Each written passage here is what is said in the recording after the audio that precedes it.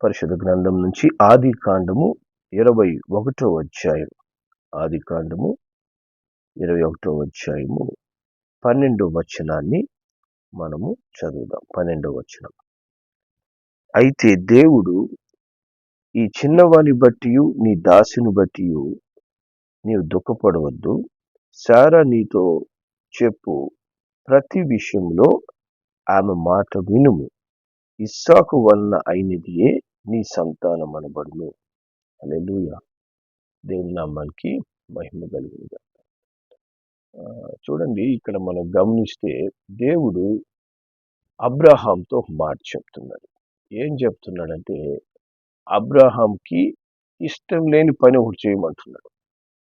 ఏంటది? ఆయన అంటున్నాడు, నీ భార్య చెప్పే ప్రతి విషయంలో ఆమె మాట విను. నీ భార్య ఏం చెప్తుందో ఆ మాట విను. మనిషికి చాలా కష్టమైన పని ఏంటంటే, ఎవరైనా చెప్పే మాటలు, అంటే మనకు మంచి ఆలోచన చెప్తే ఎవరైనా, అది వినడం చాలా కష్టం. అది చాలా బాధ. ఎందుకంటే అది చేయడానికి ఇష్టం పుట్టదు అనమాట. మనిషికి మనసుకు ఆ పని చేయడానికి ఇష్టపడదు. అరే నాకు తెలియదా, మరి నేను నిర్ణయాలు తీసుకోలేనా, నాకు ఇంకొకరు చెప్పాలా? ముఖ్యంగా మగవారిలో ఆ యొక్క అహం ఉంటుంది. మరి భార్య చెప్పినప్పుడు ఈ మాట నేను ఎందుకు వినాలా? మరి ఈ కాలంలో భార్యలు కూడా అట్టే తయారైపోయినారు. భార్యలు కూడా ఏమైపోయినారంటే, మరి భర్త మాట నేను ఎందుకు వినాలి, మరి భర్త ఆలోచన నేను ఎందుకు తీసుకోవాలి? ఇక్కడ అబ్రహాం విషయంలో కూడా అదే జరుగుతుంది. అబ్రహాము భార్య అయిన శారా చెప్తుంది, అయ్యా నువ్వు నేను చెప్పిన విధంగా ఈ పని చెయ్యి అని. కానీ అబ్రహాము,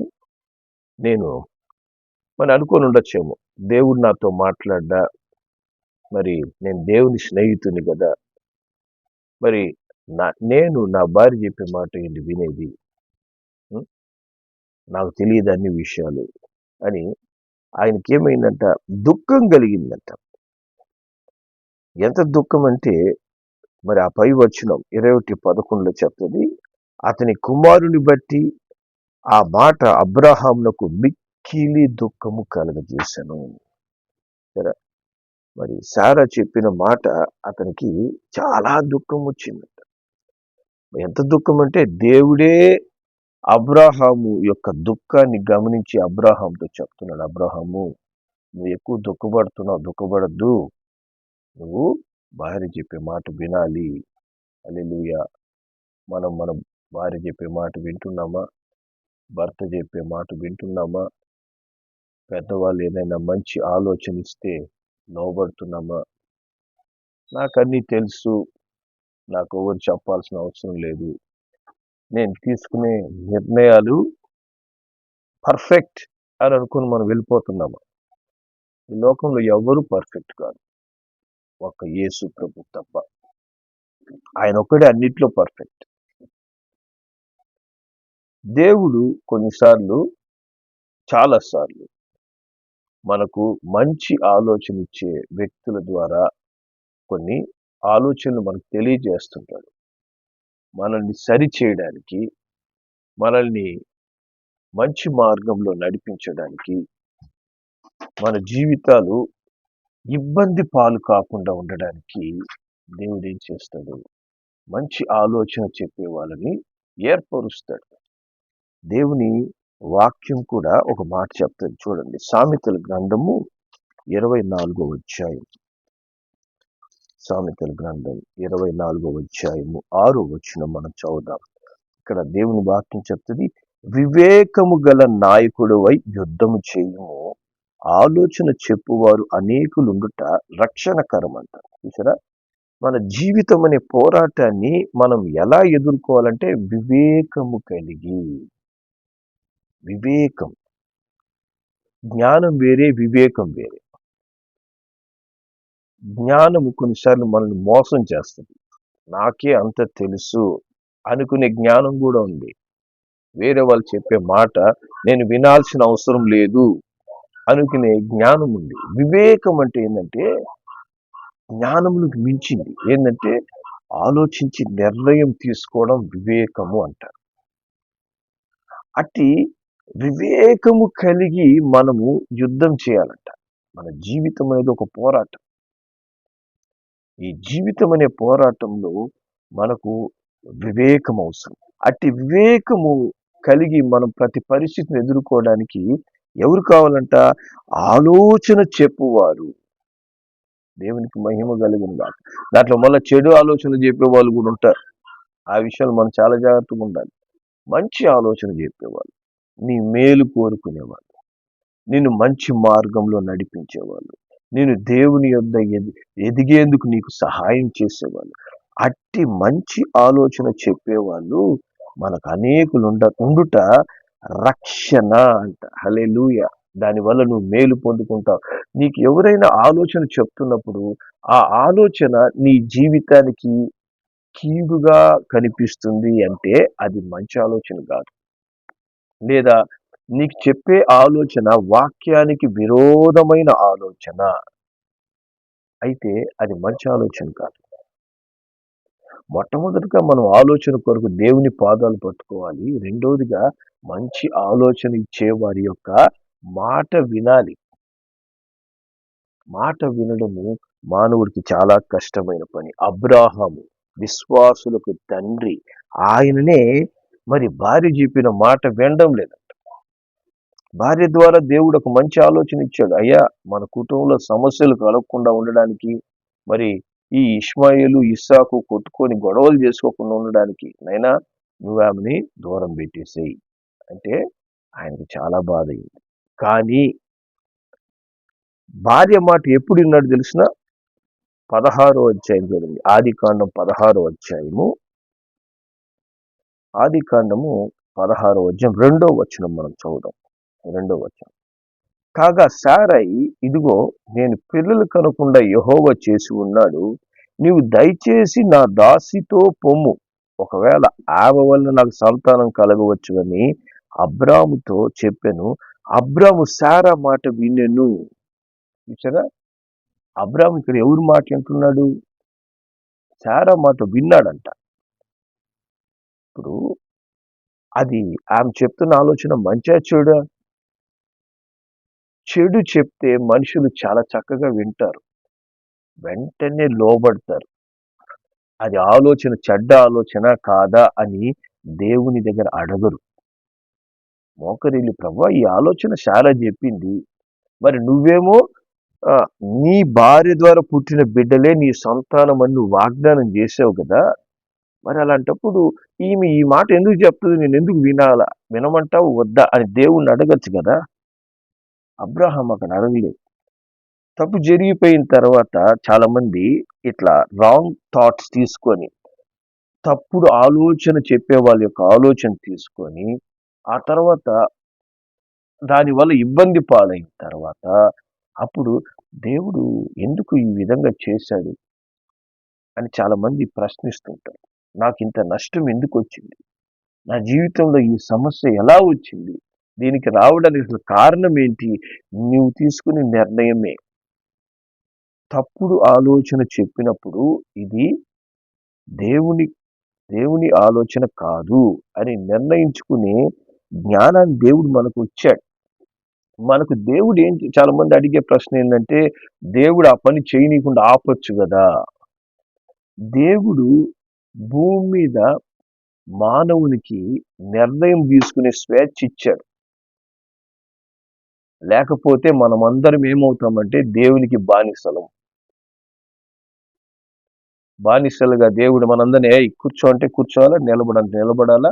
అప్పుడు దాన్ని ఏమంటారు? ఆ జీవితాన్ని బానిస జీవితం అంటారు. దేవుడు మనల్ని ప్రేమించి మనకు స్వేచ్ఛ ఇచ్చాడు.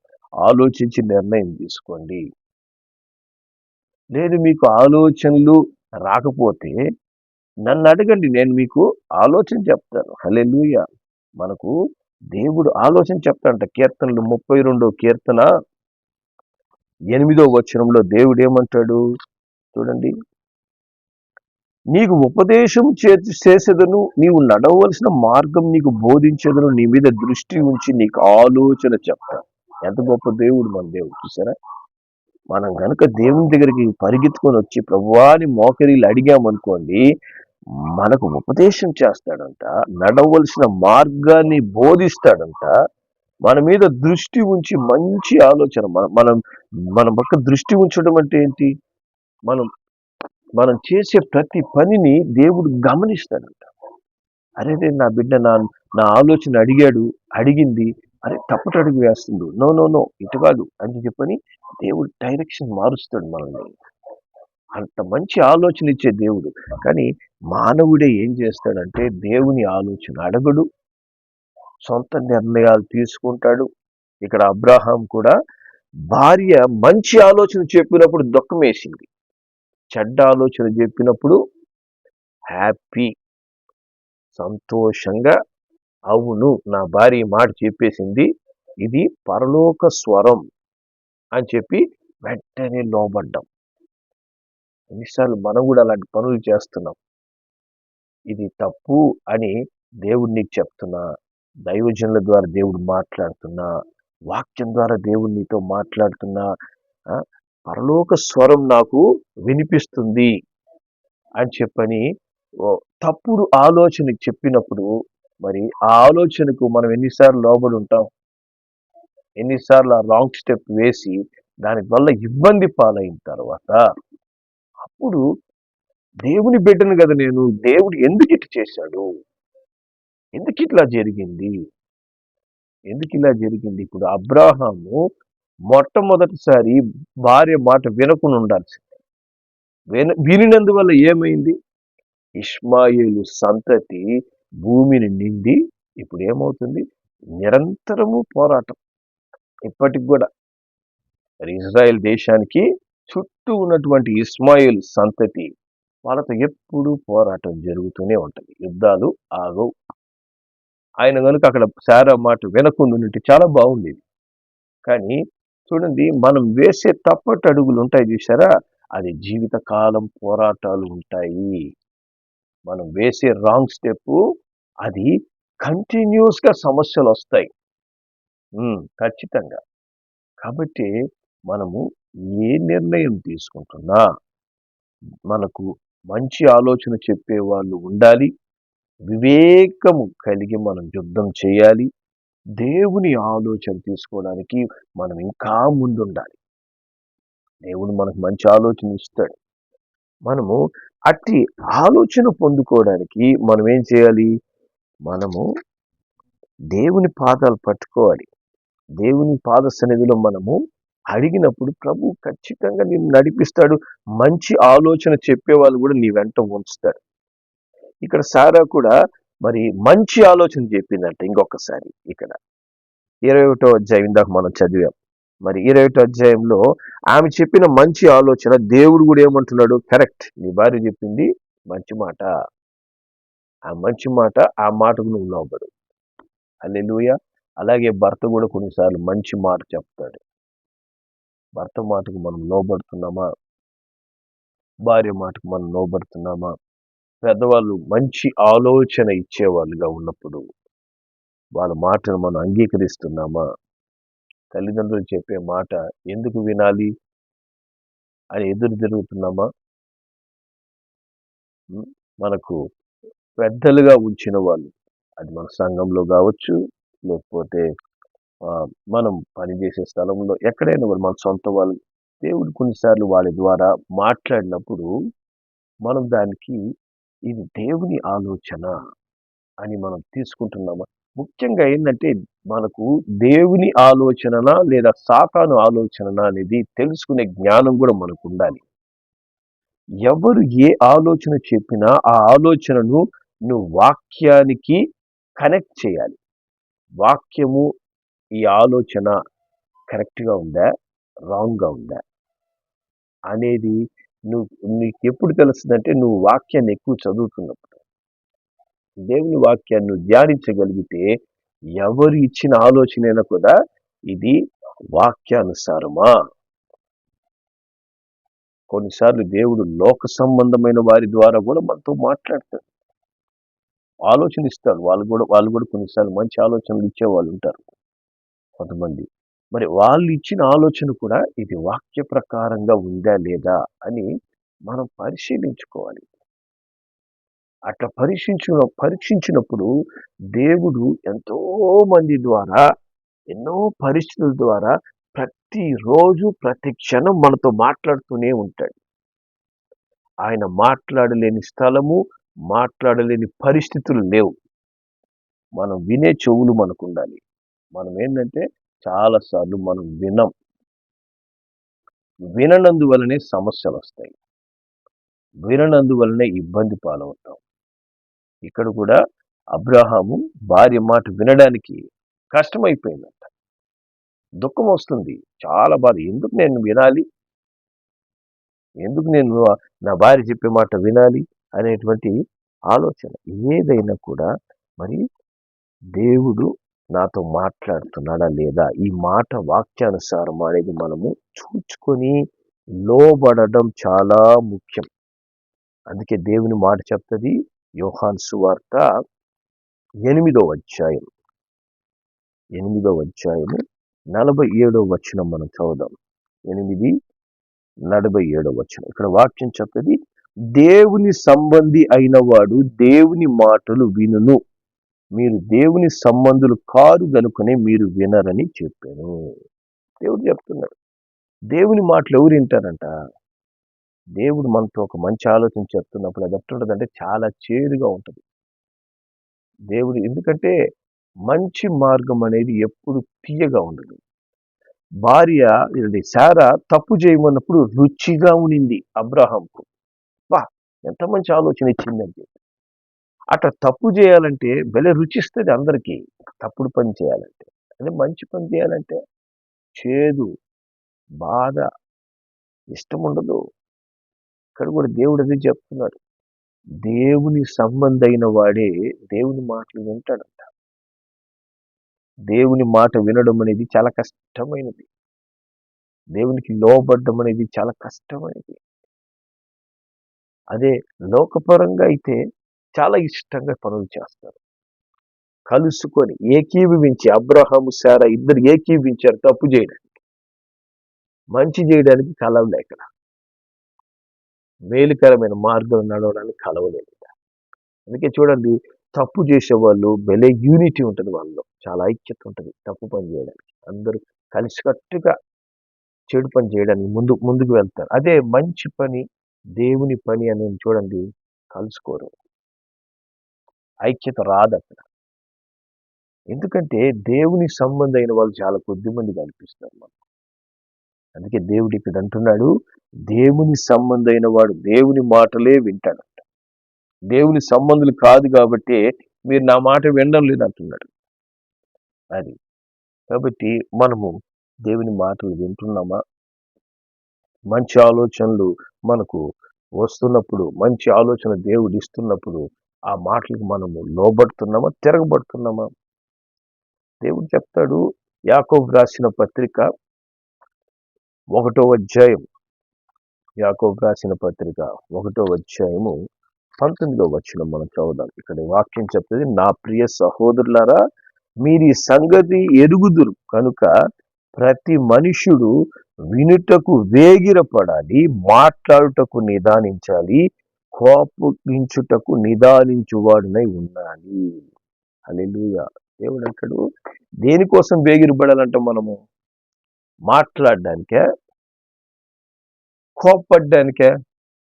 వినడానికి. వినేందుకు మనం ఎప్పుడు సిద్ధంగా ఉండాలి. అది కూడా ఎవరి మాటలు వినేందుకు? వ్యర్థమైన మనుషుల మాటలు కాదు.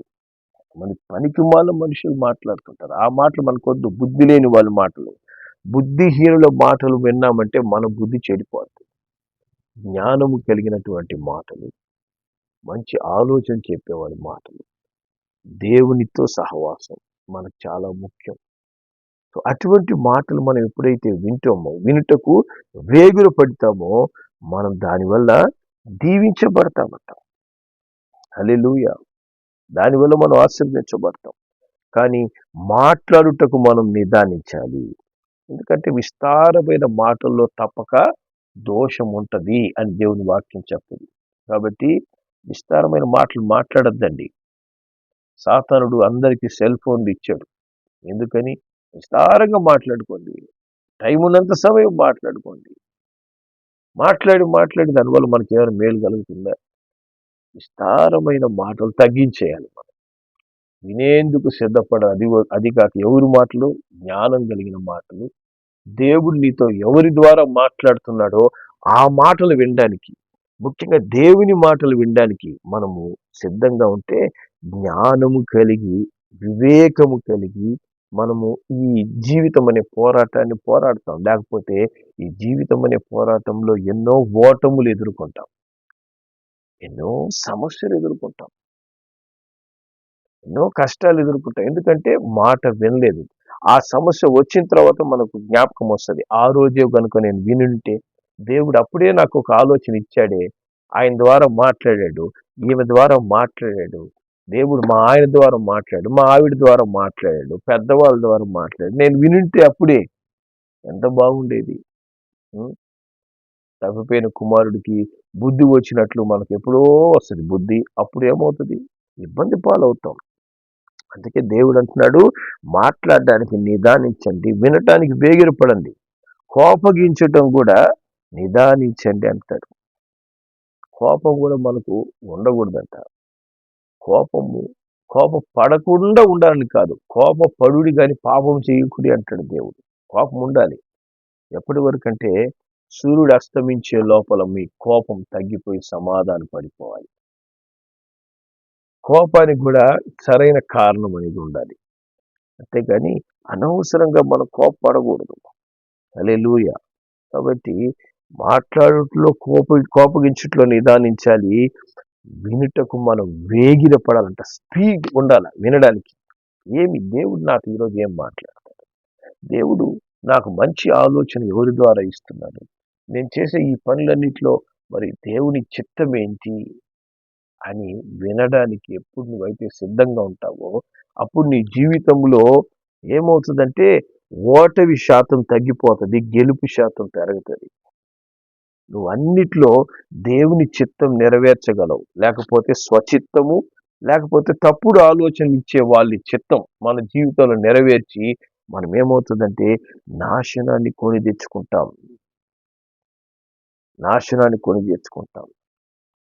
ఇప్పుడు అబ్రాహాము మొట్టమొదటిసారి వినకూడని మాట విన్నందువల్ల ఏమైపోయింది? ఇస్మాయిల్ సంతానం పెరిగిపోయింది.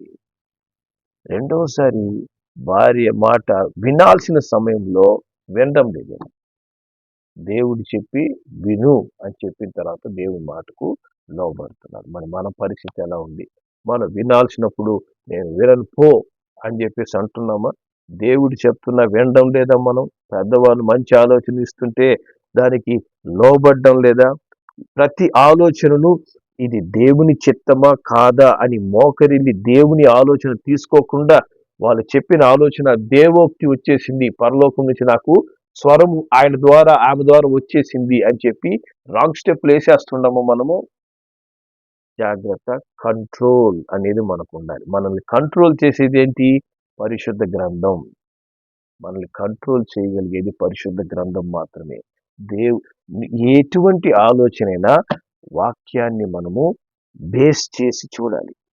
ఎవరు ఎట్టి ఆలోచనిస్తున్నా ఇది వాక్య ప్రకారమా, వాక్యం ఏం చెప్తుంది అనేది వాక్యాన్ని బేస్ చేసి మనకు ఆలోచించినప్పుడు దేవుడు అబ్రహాంతో చెప్పినట్లు నీతో కూడా చెప్తుంటాడు. భార్య మాట విను అన్నాడంట అక్కడ అబ్రహాంతో దేవుడు.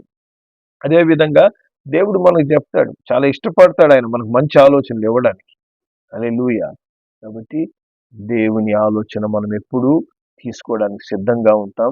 దేవుని యొక్క ఆలోచనల ద్వారా మన జీవితాలు వివేకము కలిగి నిర్మించుకుందాం. దేవుడు మన కుటుంబాన్ని ఆశీర్వదించును గాక. ప్రార్థన చేద్దాం. ప్రేమగల మా తండ్రి, కృపగలిగిన మా నాయన, ఈ లోకమునైనా అపాయకరంగా మారిపోతుంది. ఒకరినొకరు మోసగించుకున్న వాళ్ళు, ఒకరొకరికి విరోధముగా ఆలోచించే వాళ్ళు, ఒకరి జీవితాన్ని ఒకరు నాశనం చేయాలని తలంచే మనుషులు, తమను తామనే నాశనం చేసుకునేటువంటి మనుషులు ఎక్కువైపోయారయ్యా.